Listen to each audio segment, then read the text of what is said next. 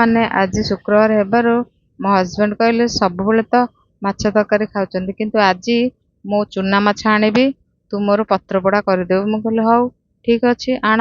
ସେ ଆଣିଲା ପରେ ଗାଁ ମାନଙ୍କରେ ଚୁନା ମାଛ ଆଣିଲେ ଚୁନା ମାଛକୁ ପଥରରେ ଘଷି କାତି ତାର ସଫା କରିଦିଅନ୍ତି, କିନ୍ତୁ ମୋର ସେହି ସୁବିଧା ନଥିବାରୁ ମୁଁ ସେହି କାତିକୁ ସଫା କରିବା ପାଇଁ କିଛି ସେଥିରେ ଲୁଣ ପକେଇଦେଲି। ସେ ତାକୁ ହାତରେ ଭଲରେ ମକଚା ମକଚି କରି ମୁଁ କାତି ଗୁଡ଼ିକୁ ସଫା କରିଦେଲି। ଗୁଡ଼ିକୁ ଭଲସେ ଧୁଆଧୁଇ କରିକି ତାକୁ ଲୁଣ ହଳଦୀ ଗୋଳେଇ ତାକୁ ରଖିଦେଲି।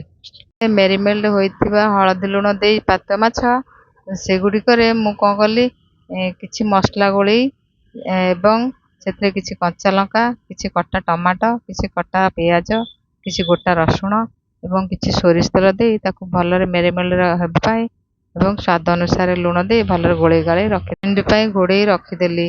ଏପଟେ ମୁଁ କଖାରୁ ପତ୍ର ଆଣି ତାକୁ ଭଲସେ ଧୁଆଧୁଇ କରି କିଛି ତେଲ ସୋରିଷ ତେଲ ସେଥିରେ ଗୋଳେଇ ମୁଁ ତାପରେ ଏପଟେ ମାଛ ଯେଉଁ ମେରିନେଟ୍ କରି ରଖିଥିବା ମାଛ ଗୁଡ଼ିକୁ ତାକୁ ଆଣି ରଖି ସେ ପତ୍ରରେ ତାକୁ ପଟୁ ସାହାଯ୍ୟରେ ବାନ୍ଧି ଏପଟେ ମୁଁ ପ୍ରସ୍ତୁତ କଲି।